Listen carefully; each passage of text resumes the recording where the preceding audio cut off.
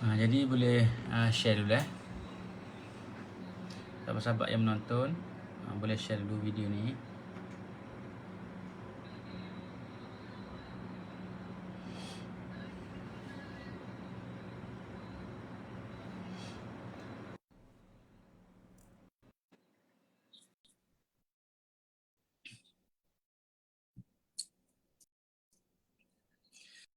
Jelas molek kau suara? Waalaikumsalam warahmatullah. Allah. Boleh.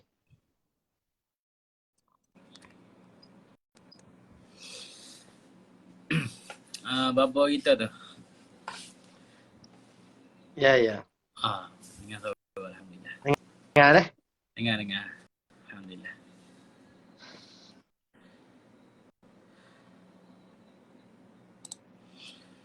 Jadi kita menunggu sikit, kita tunggu sebentar. Sahabat-sahabat kita untuk masuk. Jadi harap bersabarlah sahabat-sahabat semua. Sementara tu minta supaya sahabat-sahabat share dulu. Share video kita ataupun live kita ni supaya ramai lagi yang dapat manfaat daripada perkongsian kita pada malam ni. Tafadhal.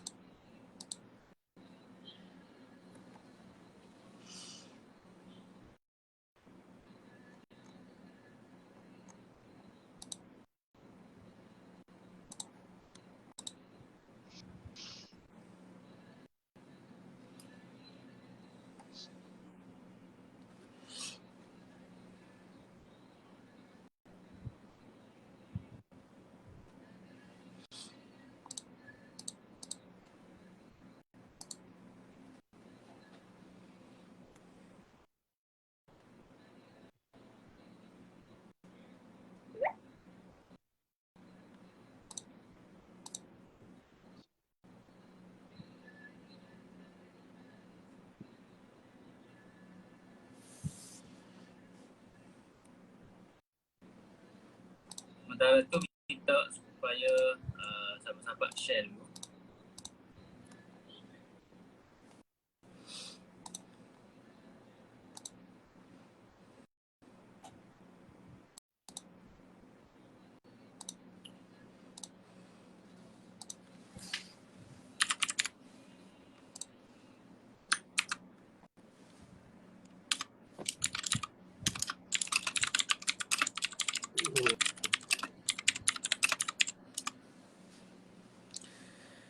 Bismillah.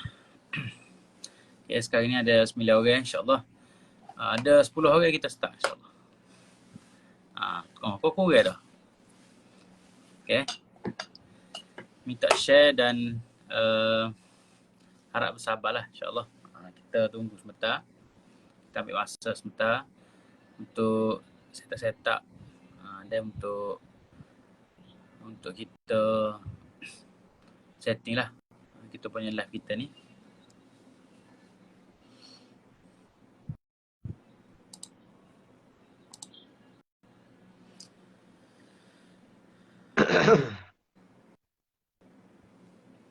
Okay, insyaAllah 9 minit lagi insyaAllah. 9 minit lagi kita akan start dalam 9.57 insyaAllah.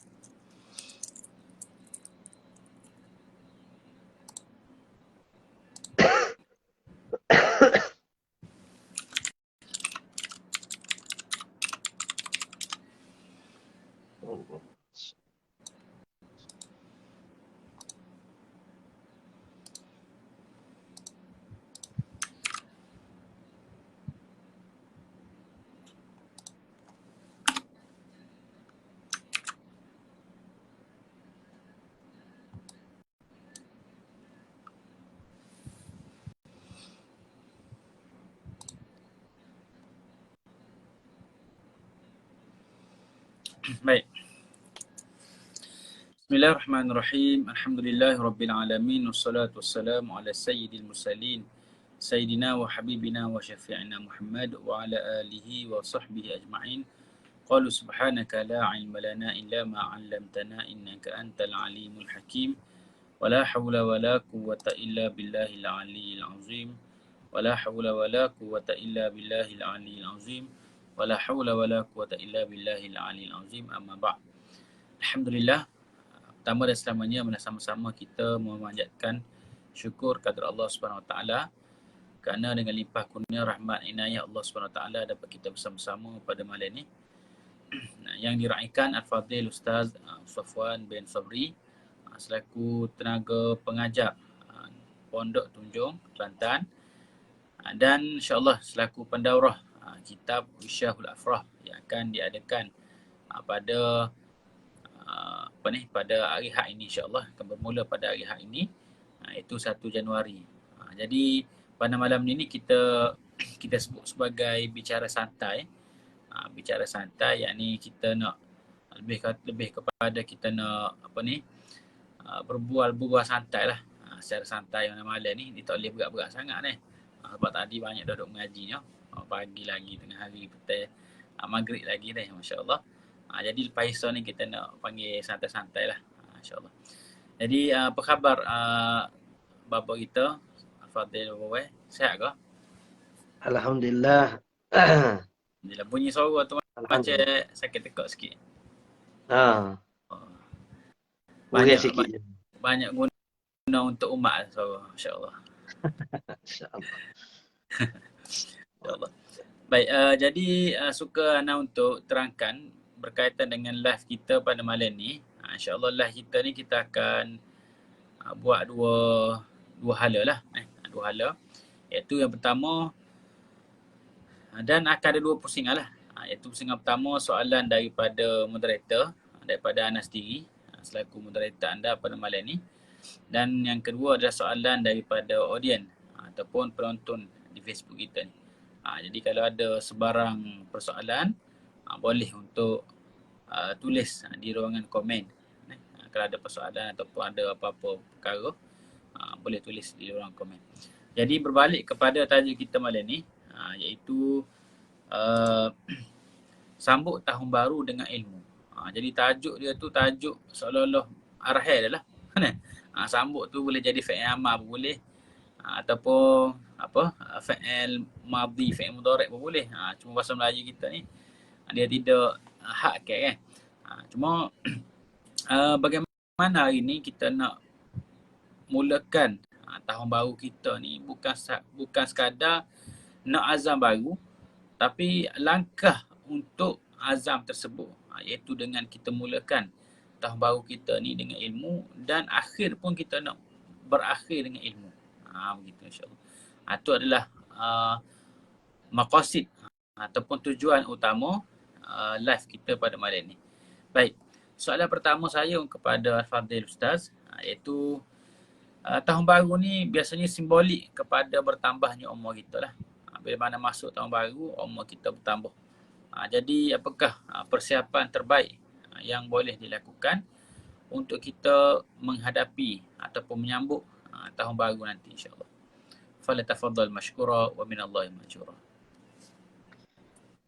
Bismillahirrahmanirrahim. Alhamdulillah wassalatu wassalam ala rasulina sayyidina Muhammad wa ala alihi washabihi ajma'in, amma ba'. Alhamdulillah, terima kasih kepada moderator kita Al-Fadhil Ustaz Abdullah bin Husin hafizahullah taala. Kita pertama kali syukur kepada Allah Subhanahu wa taala kerana kita diberikan lagi masa peluang oleh Allah Subhanahu wa taala untuk nak membaiki segala kekurangan selama kita hidup di atas muka dunia. Tentu sekali masih banyak lagi kekurangan yang kita sebagai hamba yang dhaif ini, kalau kita nak banding dengan nikmat-nikmat Allah Ta'ala, dan dengan kekurangan kita ni, kita akan rasa sangat-sangat malu kita kepada Allah Subhanahu Wa Ta'ala. Seperti mana Allah Ta'ala berfirman, وَمَا خَلَقْتُ الْجِنَّ وَالْإِنسَ إِلَّا لِيَعْبُدُونَ. Tidak aku jadikan jin dan manusia kecuali supaya dapat mereka ibadat kepada aku. Jadi kata Allah yarham Tuan Guru Haji Saleh, dia kata rahmatullah, banyak kadang-kadang di kita salah menterjemahkan ayat ni. Ayat pada kata wa ma khalaqtul jinna wal insa illa liya'budun. Ada setengah menterjemahkan dengan kata tidak aku jadikan jin dan manusia kecuali untuk menyembah aku. Perkataan untuk itu memberi kesamaran bahawasanya Allah Ta'ala menjadikan ini dengan mengambil manfaat. Jadi mustahil Allah Ta'ala menjadikan kita tu dengan mengambil manfaat. Seperti mana kita telah pelajari pada daurah-daurah yang sebelumnya, seperti dalam kitab Faridatul Fara'id, dan yang kita pelajari, bahawasanya mustahil Allah Ta'ala mengambil manfaat dengan perbuatan dia dan dengan hukum hakam yang Allah Ta'ala fardukan bagi kita. Jadi kalau kita menterjemahkan ayat wa ma khalaqtul jinna wal ins illa liya'budun dengan makna tidak aku jadikan jin dan manusia kecuali untuk menyembah aku, maka itu memberi kesamaran. Dan kalau kata kita beriktikad seperti mana yang kita sebut dengan makna Allah Ta'ala mengambil manfaat dengan kejadian yang Allah Ta'ala jadikan, iaitu dengan kita menyembah dia, maka i'tikad yang tersebut boleh merosakkan akidah seorang wal iyazubillah. Sebab tu dikatakan bahawasanya kalau katakanlah beriman kita sekalian dengan seorang yang benar-benar kuat ibadat kepada Allah, katakanlah semua makhluk beribadat kepada Allah seperti mana seorang makhluk yang kuat ibadat, nescaya tidak bertambah kekuasaan Allah Ta'ala. Dan kalau sekalian makhluk melakukan maksiat kepada Allah seperti mana seorang yang paling banyak maksiat, nescaya tidak mengurangkan sedikit pun kekuasaan Allah Ta'ala. Jadi pada ayat tersebut sendiri pun kita kena terjemah dengan terjemahan yang lebih tepat. Maka kata Tuan Guru, terjemahan yang lebih tepat ialah tidak aku jadikan jin dan manusia kecuali supaya dapat mereka mengabdikan diri kepada aku. Jadi maksud liya'budun di situ dengan makna lam lil hikmah, tidak dengan maksud kata lil manfaat. Jadi ibadat kepada Allah Subhanahu wa Ta'ala, seperti mana kita tahu, ada tahap sekadar akidah. Akidah yang benar. Maka itu dikira ke satu kedudukan di sisi Allah Ta'ala. Tetapi kita tidak memadai dengan akidah sahaja yang benar. Kita nak pergi kepada ibadat yang menempati pada syarak. Ibadat yang menempati pada syarak ini, tidak semua orang mampu melakukannya. Kecuali mereka yang tafaqquh fid din. Mereka yang mendalami pada agama. Mereka yang menutupkan ilmu. Maka mereka sebegini sahaja yang dapat membezakan ibadat mereka itu menempati pada kehendak syarak atau tidak. Karena itu sabda Nabi SAW, al-ilmu bitta'allum. Ilmu ini didapat dengan cara kita belajar. Jadi banyak sekali kita melihat kepada kekurangan masyarakat kita pada nisbah akidah itu, kita tak boleh nak sebut setara mana, sebab masing-masing dengan pemahaman masing-masing. Tetapi dengan cakapan-cakapan yang kita lihat pada setengah-setengah masyarakat kita, kita bimbang. Bimbang, takut-takut benda fardu ain tak lepas. Apatah lagi kalau mereka beriktikad itu satu iktikad yang menyalahi pada syarak, menyalahi pada akidah yang sebenar. Sebab tu kalau kita nak tahu akidah-akidah sebegini, kita boleh ada satu kitab, Tuhfatur Raghibin, kitab Jawi yang banyak membahaskan akidah-akidah yang rosak. Tu kita bahas kali-kali lah Tuhfatur Raghibin tu, insya-Allah. Cuma terlintah pada menyebutkan nama kitab tersebut. Dan pada membetulkan pada syariat kita, kita lihat banyak masyarakat-masyarakat dengan ibadatnya masih lagi dalam keadaan tak menepati syarat. Tak menepati syarat inilah kita bimbang masyarakat kita bila tak menepati syarat. Rukun qaulinya entah ke mana, rukun fi'linya entah ke mana. Ini yang kita bimbang pada masyarakat kita. Kita sama-sama kena mengambil bahagian masing-masing di dalam membaiki diri kita, membaiki masyarakat, anfusakum wa ahlikum nara. Dan pada bahagian ibadat yang paling tertinggi ialah ibadat iaitu pada neraca timbangan ilmu tasawuf. Ini hati kita benar dengan Allah Ta'ala. Seperti mana malam ni kita harap kita benar pada akidah, kita benar pada syariat, dan kita harap benar kita pada tasawuf, iaitu semata-mata kita melaksanakan pada malam ni kerana Allah Ta'ala.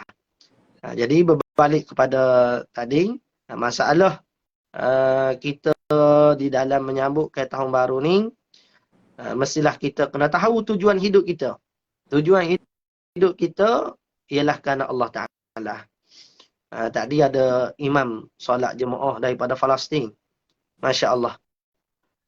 Doa dia sangat menyentuh ke hati saya. Jarang kita doa dengan doa ni. Dia bahkan mungkin kita dah ada doa dengan doa ni. Biasa kalau kita doa, Allahumma ahyina bil iman, wa amitna bil iman, wa syunna bil iman, wa adkhilnal jannata ma'al iman. Tapi dia ada kelainan sedikit dengan doa dia. Tapi tidak ada salah pada doa tersebut. Allahumma ahyina bila ilaha illallah. Kita Allahumma ahyina bil iman. Wa amitna bila ilaha illallah. Wa ansyurna bila ilaha illallah. Wa adkhilnal jannata bila ilaha illallah. Maka itulah tujuan kita hidup, iaitu kalimah la ilaha illallah. Sekadar saja, sekadar mukaddimah. Dah macam penutup dah. Maka kembali kepada moderator kembali. Kepada masykur. Penutup tu. InsyaAllah. Terima kasih kepada Al-Fadhil Baba di atas perkongsian tadi. Jadi kena ingatlah, antara poin penting tersebut adalah hidup kita ni adalah untuk mendapat redha Allah Subhanahu Wa Taala dan untuk beribadat kepada Allah Subhanahu Wa Taala. Hidup dan mati kita pun kerana Allah Subhanahu Wa Taala. Baik, soalan yang kedua, sekali lagi ahlan kepada sahabat-sahabat yang baru masuk. Selamat datang. Dan kalau ada sebarang soalan, boleh tulis di ruang komen. InsyaAllah kita akan cuba untuk jawablah insyaAllah. Baik, soalan kedua,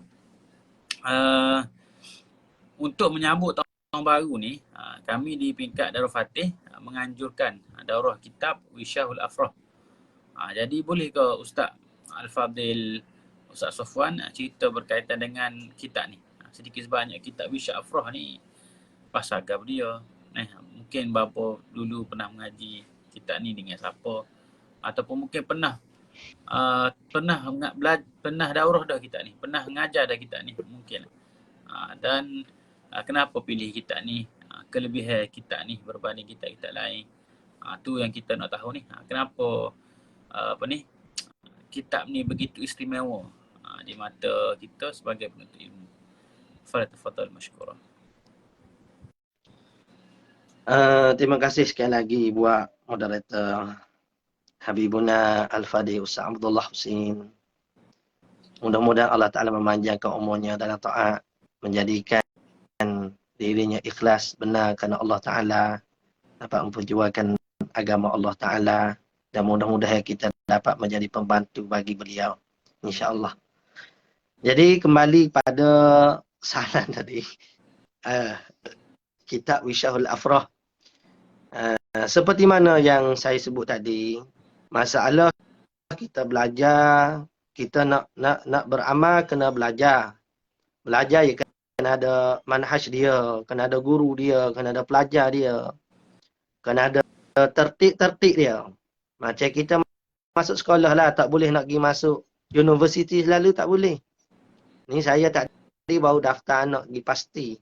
Baru nak masuk pastilah. Jadi betul dah lah tindakan saya tidak terus daftar anak untuk tingkatan 1. Jadi kalau saya terus daftar anak tingkatan 1 tu, muka yang kata saya tak betul lah. Kerana anak saya baru umur berapa. Jadi atas tindakan saya atas anak saya pasti itu, itulah menepati pada wakil sebenar yang sepatutnya saya lakukan.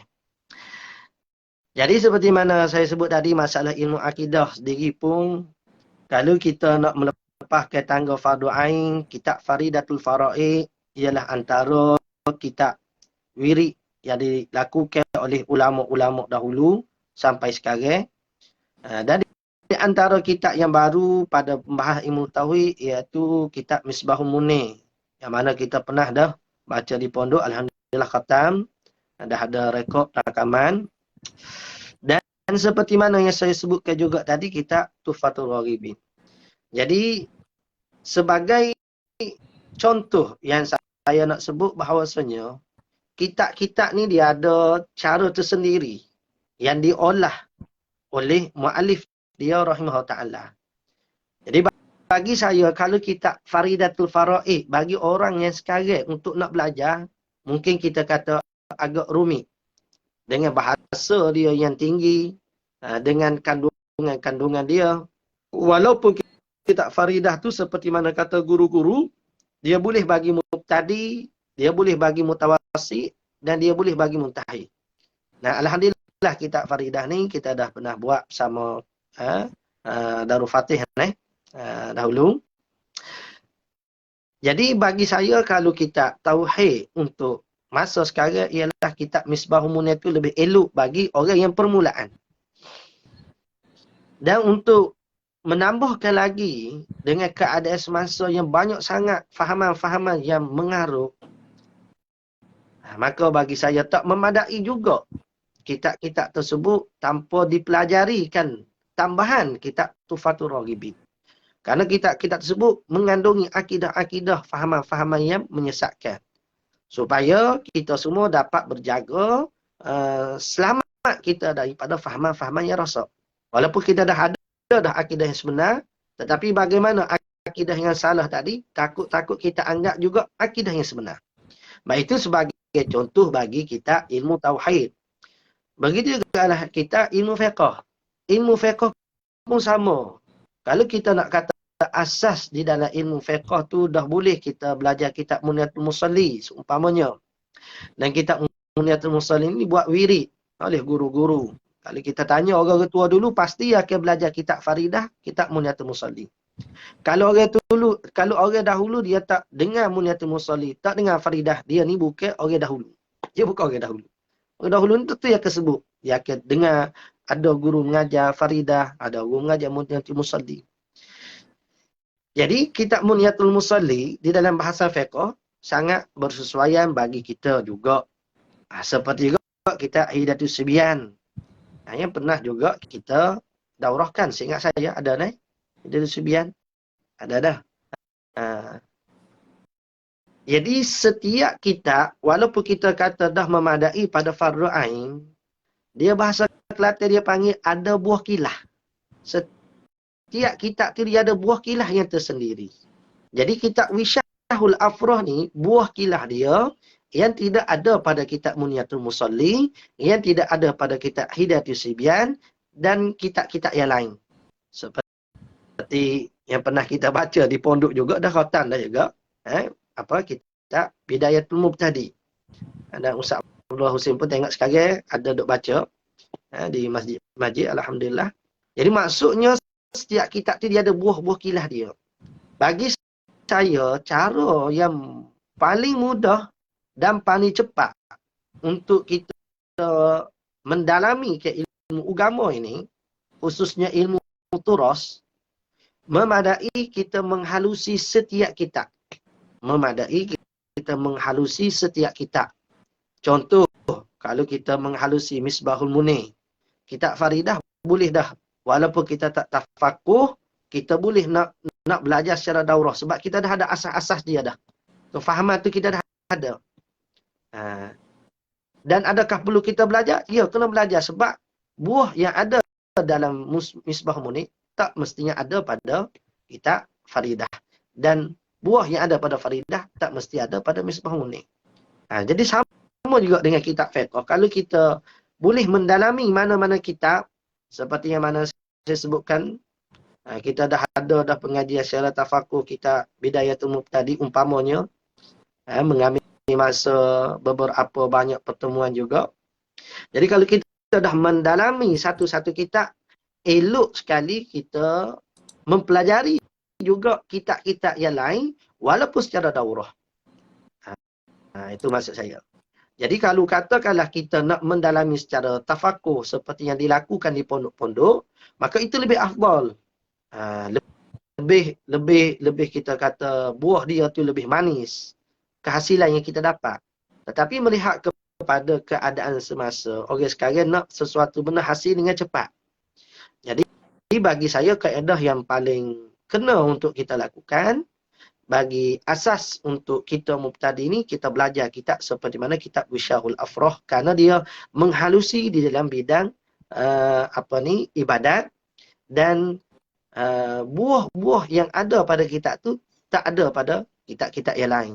Walaupun perbahasa sama, tetapi nak sebut macam mana, orang makan yang dia rasa. Bila kita makan, bila kita mengaji, kembali kepada kena daftar dululah. Bila kita belajar, kita akan tahu betul apa yang saya cakap ni. Betul apa yang saya cakap ni. Maksudnya walaupun kita dah belajar dan kita tak lain, bila kita dalami yang ni, ataupun kita daurah saja, kita akan dapat betul. Dan kita tidak akan rasa, walaupun sedikit sekalipun, kesia-siaan tu, kerugian tidak akan pernah terasa bila kita dah masuk, bila dah kita belajar nanti insya-Allah.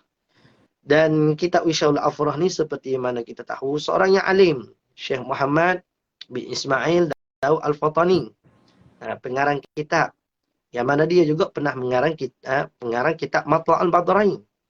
Kitab Matla'ul Badrain itu kira kitab yang agak tinggi dan merupakan silibus pelajar agama di negeri Johor satu ketika dahulu. Walaupun kini tidak ada, tetapi dianggap ianya satu kitab yang kemestian bagi setiap orang yang nak menjadi qadhi, kena belajar kitab Matla'ul Badrain. Bagi kita yang nak sah ibadat, sudah memadai kalau kita mendalami kitab Wisyahul Afrah. Walaupun kita tak sempat nak secara tafakuh, mudah-mudahan dengan secara daurah kita, jika ada keberkatan, insya-Allah berkat itu ialah ziyadah, yakni bertambah. Walaupun sekejap, walaupun sikit, insya-Allah kalau ada keberkatan tu, dia akan jadi luar biasa. Wallahu a'lam. InsyaAllah, tabarakallah. Sebagaimana yang disebut oleh Fadhil Babo tadi, setiap kitab ni dia ada buah kilah dia. Sebagaimana kata ulama, malam yazuk la yadri. Orang yang tak terah, dia tak tahu. Jadi kena terah dulu supaya kita masuk kebun lah. Kebun dia ada kebun kita masuk kebun pak daun kita lain. Kebun alik sains kita lain pula, walaupun nama sama-sama kebun. Walaupun kebun dia, tapi kebun dia pak daun kita dengan kebun dia sains kita tu lain. Jadi begitulah kitab, walaupun sama-sama kita kata kitab fiqh misalnya, tapi dia ada buah kilah tertentu yang mana tak ada dalam kitab-kitab lain. Tu masya-Allah, itulah kehebatan para alim ulama kita, terutama alim ulama turus kita lah. Bagaimana mereka menyusun kitab-kitab sehinggakan kita hari ini dapat manfaat yang banyak, masya-Allah. Dan kemudian kita akan sahabat-sahabat bersama kita live ni, sihat belakang ke tu? Nak tanya juga tu. Musim-musim lawan ini nak demam dan sebagainya, kena jaga diri lah. Baik.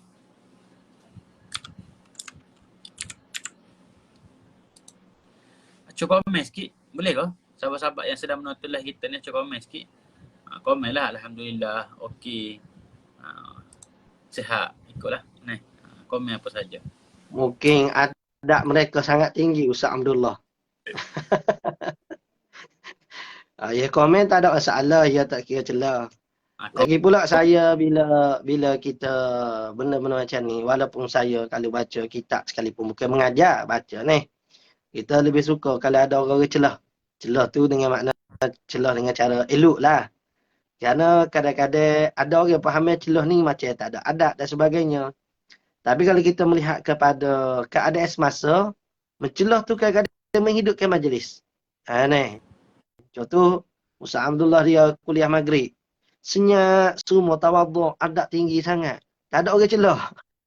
Ya, majlis tu macam tak hidup. Betul tak? Jadi kalau celah-celah tu molek jugalah. Comel-comel dah. Masya Allah. Jadi boleh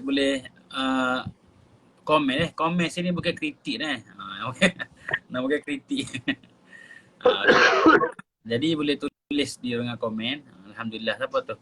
Az-Zahabi. Masya Allah. Al-Imam Zahabi kan ni. InsyaAllah. Baik, soalan ketiga lah. Soalan ketiga daripada Ana. Apakah kisah menarik tentang pengarang kitab Wisyah ni?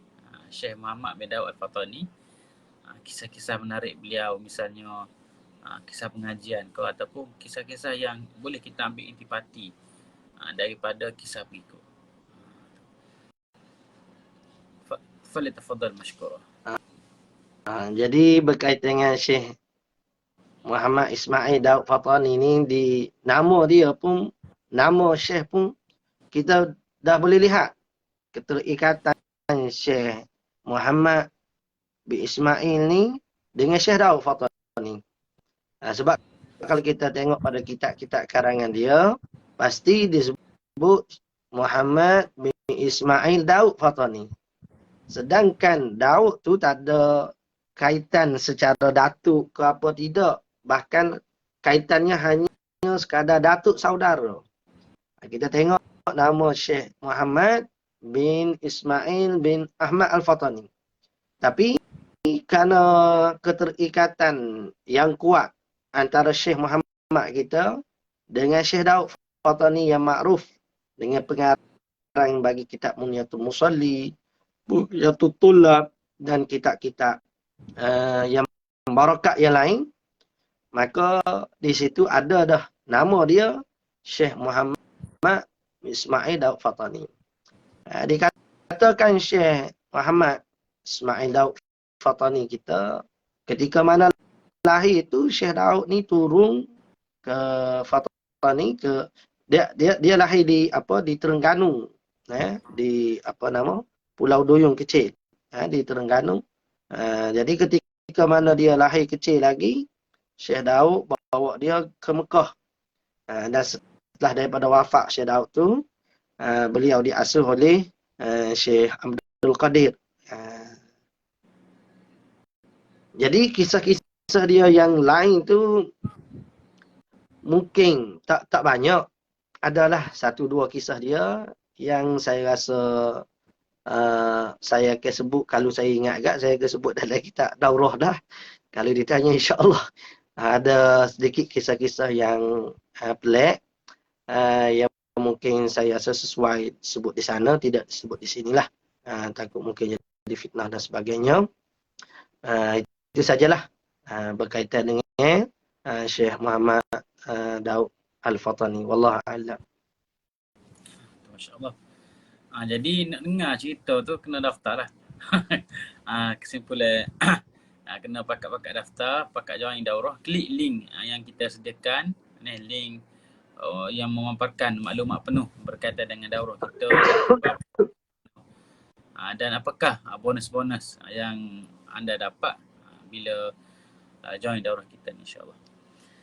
Baik, jadi kita nak soalan di peringkat Ambon ni tak ada dah. Cuma kalau lah di peringkat sahabat-sahabat ada soalan ni, ada ke tak ni? Tak ada soalan ni. Alhamdulillah ada manis Ustaz berdua, Ustaz Mikhwan tu. Ustaz Mikhwan kalau ada lagi manis, insya-Allah. Ustaz Ikhwan lama tak datang pondok. Ustaz Ikhwan lama tak datang pondok, dia dah jadi orang luar sekarang. So kalau kita cakap cara Kelantan ni kurang faham sikit mungkin. Jadi saya minta lah jemput Ustaz Ikhwan untuk hadir ke pondok jarang-jarang sekali. Kalau tak sentiasa pun sudilah untuk mencemarkan duli. Harap-harap ada masa untuk kita bertemu. Masya Allah, moga-moga Allah Ta'ala rahmati, redai dan memberi balasan yang tinggi buat Ustaz Ikhwan. Amin, amin. Ya Rabb.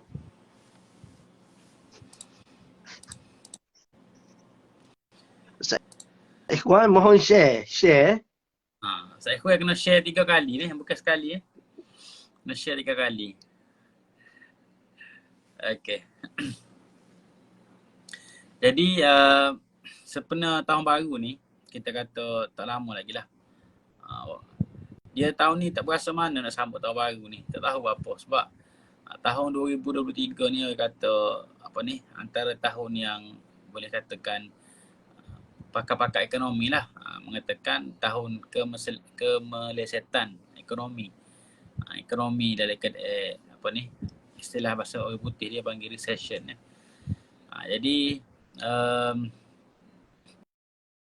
walaupun kita kata ekonomi mungkin jatuh, ekonomi turun dan sebagainya, namun ibadat kita tak boleh jatuh. Ibadat kita, amalan kita, dekatnya kita dengan Allah Subhanahu Wa Taala tak boleh jatuh, kena sentiasa naik, kena sentiasa usaha untuk naik. Ekonomi tu isu isu ekonomi dan sebagainya tu adalah isu yang bukan urusan kita untuk uruskan. Itu mungkin di peringkat pemimpin negara fikirlah bagaimana pakar-pakar ekonomi fikir bagaimana nak nak mengurangkan, paling kurang istilah dia ni, kita nak kurang ke kadar Allahumma salli ala sayyidina Muhammad. Jadi istilah dia ni, setiap tahun ni dia ada inflasi lah, kadar inflasi. Tapi paling kurang dapat kurang ke kadar inflasi ataupun kadar inflasi biasa tapi pendapatan rakyat isi rumah tu yang naik. Jadi macam kelas ekonomi pula. Jadi yang kuliah nak cerita ni, walaupun kita banyak baca berita, kita dengar pakar-pakar ekonomi sebut sedemikian, tapi dari sudut ilmu kita, dari sudut ilmu agama kita lah terutama sekali, ekonomi jatuh tapi ilmu agama kita, kita kena tingkatkan dari semasa ke semasa. Kita kena perbanyakkan lagi ilmu agama kita, terutamanya ilmu fardu ain. Dan kitab Wisyahul Afrah ni adalah kitab yang sangat-sangat penting untuk kita belajar kerana ia menyentuh perbahasan fardu ain semasa kehidupan kita. Setiap hari kehidupan kita tu banyak menyentuh. Dan apa yang disebut oleh Al-Fadhil Ustaz Wan Junaidi daripada Terengganu, Hafizahullah Ta'ala, beliau mencadangkan kitab-kitab, kalau nak belajar kitab fiqh, maka kitab yang pertama kitab Wisyahul Afrah, dan yang kedua kitab Muniyatul Musalli. Jadi dua kitab ni kitab yang sangat penting untuk kita belajar, terutama untuk kita mendalami ilmu fiqh fardu ain dan juga ilmu fiqh yang melibatkan kehidupan kita sehari-hari lah, iaitu fiqhul ibadah, insya-Allah. Jadi berkira memandangkan tidak ada soalan ni daripada sahabat-sahabat ni, jadi mungkin kita minta sepatah dua kata lah sebagai kalam akhir daripada Fadhil Baba. Persilakan. Tadi bila saya temu dengan warga Palestin yang mana jadi imam sekarang, jadi mendengarkan doa dia, rasa hilang masalah-masalah dunia. Sebenarnya masalah dunia ni bukan orang yang tak belajar agama. Orang agama pun sama juga. Walaupun kita mendalami pengajian-pengajian kita, tasawuf sekalipun, masalah agama ni dia tak hilang bagi kita. Jadi berkaitan dengan apa yang Ustaz Abdullah sebutkan tadi, sebagai penutup lah ni, mana ni insya-Allah. sebut masalah dunia, keadaan dunia sekarang. Sebenarnya kalau kita sebut semakin merunsing ke kita, menserabut ke kita. Dan menghilangkan waktu-waktu kita yang sepatutnya kita mengingati Allah Ta'ala. Jadi sepatutnya kita kena banyak-banyakkan berada pada majlis-majlis zikir. Berada dengan orang-orang soleh. Mendamping diri dengan mereka. Dengar perkataan-perkataan mereka, kalam-kalam mereka. Bagi saya, kalau kita sentiasa mulazamah menziarahi orang alim, berdamping dengan orang yang benar, ikhlas mereka dengan Allah Ta'ala, masalah dunia kita ni tidak ada apa sangat. Tidak ada apa pun. Naik turun ke ekonomi ke, telur mahal ke, air mahal ke, tak ada air pun tak ada masalah. Ni air mahal sikit pun masalah dah. Kita sekarang ni. Ni. Saya tak sebut masalah politik ke tidak ni. Masalah kita sekarang ni, masalah air mahal ke, telur mahal ke, kita dah serabut kepala. Seolah-olah kita ni tak akan hidup dah. Seolah-olahnya. Ada lagi airnya, bukan tak ada. Ada lagi air. Tapi macam mana kita nak hilangkan benda tu? Kita belajar ni bukan duduk tangga Wisyahul Afrah, bukan duduk tangga Faridah ke apa semua. Kita belajar ni biar duduk tangga orang arif. Tangga orang yang sapa pada Allah Ta'ala. Kalau kita belajar sekadar nak lepas farda'ain kita, macam Ustaz Abdullah sebut saat ni, masalah kita sekarang kita nak bagi farda'ain dulu lah. Kita nak bagi pihak farda'ain. Cuma yang saya nak sebut tadi ni, kita sepatutnya bukan sekadar duduk sini. Kena pergi lebih lagi. Lebih pada Wisyahul Afrah. Lebih pada Muniyatul Musallis. Dan sebenarnya kitab Muniyatul Musallis sendiri itu bukan kitab fiqh. Orang awam melihat ke kitab fiqh. Orang arif melihat ke kitab hakikat. Kitab macam mana seorang hamba dengan Tuhan dia. Begitu juga lah kitab-kitab yang lain. Pendek katanya, hasilnya kita sekarang ni kena macam mana kita nak tenteraikan diri kita dengan menghasilkan duit, tak. Dengan banyak kita berbincang masalah dunia kita pun tak menghilangkan serabut kita dengan dunia. Cara nak menghilangkan serabut kita dengan dunia, kita kena perbanyak ke perbincangan agama, dengar masalah orang macam mana dia dengan Allah Ta'ala. Saya tanya imam tu, Palestin tu, dia bertugas di mana sekarang. Dia ada sebutlah beberapa perkara keadaan ayah dia, alhamdulillah Tuhan beri perniaga dengan maju, tapi satu ketika merosot masalah perniagaan hingga mari ke Malaysia. Tapi saya tak tengok sedikit pun keadaan dia tu dalam keadaan kesusahan, kekesalan dengan keadaan dia alami tu. Padahal kalau seseorang yang mana orang yang dah berduit, gaji bulannya dah puluh-puluh ribu, ratus-ratus ribu, tiba-tiba gaji bulannya 2-3 ribu, tentu akan keruk dahi. Termenung. Apa tu? Duit tak masuk. Tapi saya melihat kepada reaksi dia, tidak begitu. Maka saya faham bahawasanya itulah kedudukan sebenar.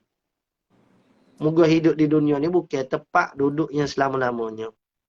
Dan alhamdulillah, masalah-masalah bila saya berbuat sekejap saja dengan dia. Dan saya mendengar doa-doa daripada dia. Semua masalah-masalah kekesalan, benda-benda dunia yang kita tak dapat saat ni, rasa tak ada apa sangatlah. Allah Ta'ala. Kok dunia rasa tak ada sangat. Sebab tu saya sebut tadi, kita carilah orang-orang benar dengan Allah Ta'ala, kita duduk dengan mereka walaupun sekejap, kita akan rasa mendapatkan ketenangan. Dan benda-benda begini jarang nak didapatkan oleh orang-orang muda, guru-guru muda. Saya sendiri pun, tidaklah kata muda saya ni adalah ketua dah juga. Tapi nak kata tak didapatlah dengan saya ataupun dengan guru-guru muda biasa. Sangat jarang. Berbeza dengan guru-guru tua. Tetapi dengan imam tadi, walaupun umur dia baru dalam 25 dia sebut. Baru dalam 25. Tapi saya melihat satu benda yang lain pada diri dia saat ni. Sebagai penutupnya, seperti mana Ustaz Abdullah sebut pada awal-awal, iaitu kita nak pada mardatillah.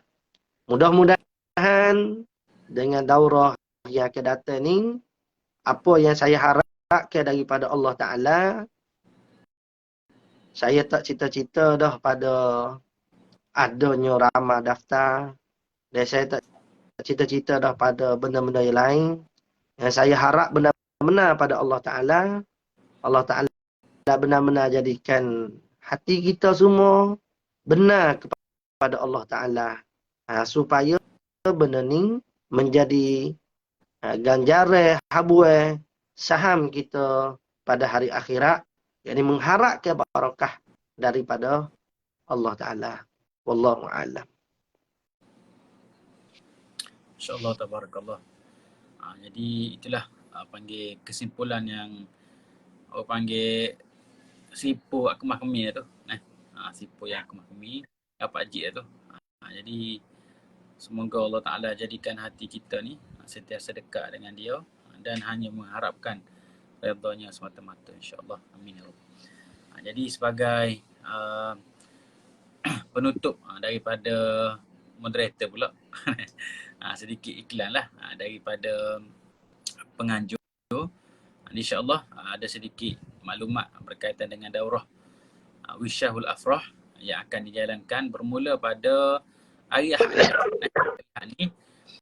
Ahad ni jam 5 hingga 6 petang, insyaAllah, lepas asar, dan akan berlangsung sebanyak 20 siri, insyaAllah. Pengajian akan berlangsung sebanyak 20 siri. Jadi total semua lebih kurang 20 jam lah. Ataupun kalaulah 20 jam tu tak cukup untuk kita khatamkan kitab Wisyahul Afrah ni, jadi akan ada kelas-kelas tambahan untuk kita, kelas tambahan bunyi macam sekolah pula jadi kelas-kelas lah, kelas-kelas untuk kita khatamkan juga pengajian kitab Wisyahul Afrah. Jadi dengan kita belajar daripada awal kitab sehingga akhir kitab, itu adalah salah satu daripada asbab terlahirnya barakah di dalam pengajian, insya-Allah. Jadi pengajian insya-Allah akan berlangsung pada hari ini dan akan berlangsung lebih kurang 2 minggu lah. Sehari itu ada 2 kelas, iaitu pada petang dan juga pada waktu malam, iaitu pukul 10 hingga pukul 11. Jadi melihat kepada jadual kita ni, kita tengok betapa semangat ataupun betapa kuatnya himmah guru untuk mengajar lah. Walaupun kita tahu jadual Fadil Ustaz Safwan ni dia padat daripada pagi lagi kelas dan sebagainya, tapi masih sanggup untuk meluangkan masa untuk berkongsi ilmu kepada kita semua. Jadi harap-harap kita tidak mensia-siakan pengorbanan ataupun semangat beliau dengan kita sambut, kita belajar dan kita ambil ilmu istifadah daripada beliau, insya-Allah. Jadi sahabat-sahabat yang ingin mendaftar boleh klik link yang telah disediakan di ruangan komen, ada dah link situ, ataupun di post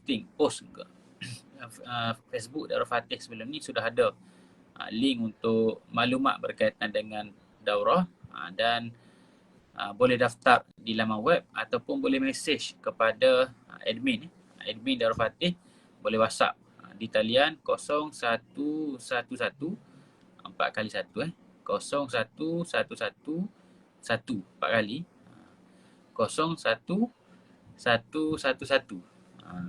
kali 1 di talian 0111 91 6346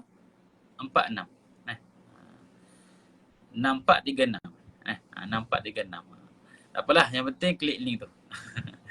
Klik link tu, situ maklumat ada semua, insya-Allah. Jadi semoga usaha yang dilakukan oleh pihak penganjur dan juga disambut baik oleh Al-Fadhil Ustaz Safwan ni mendapat keberkatan dan membawa kepada kita ni lebih dekat dengan Allah dan menjadi pahala berterusan untuk kita di akhirat nanti insya-Allah. Siru ala barakatillah. Majlis mengucapkan berbanyak terima kasih kepada Al-Fadhil Ustaz Safwan di atas kesudian untuk bersama kita pada malam ni. Masya-Allah, malam ni malam Jumaat. Jadi esok hari Jumaat Sayyidul Ayyam. Jadi semoga kalau nak mati pun kita minta mati malam Jumaat lah insya-Allah. Moga-moga Allah Taala jadikan. Tak sempat buat daurah ha. Kalau insya-Allah lepas daurah. Lepas daurah insya-Allah. Tapi Ustaz Wei bukanlah ana lah saya, orang lain. Ustaz Wei banyak lagi daurah lain, pengajar-pengajar lain nak susun tu. Manfaat ilmu berterusan insya-Allah. InsyaAllah siru ala barakatillah. Ma asabakum min hasanatin fa min Allah wa ma asabakum min sayyiatin fa min nafsi. Aku qauli hadza wa astaghfirullahal azim li wa lakum. Wassalamualaikum warahmatullahi taala wabarakatuh. Syukran ala husni istima'ikum. Billahi taufiq wal hidayah. Assalamualaikum warahmatullahi wabarakatuh. Terima kasih sekali lagi kepada Bapa. Jazakumullah khair.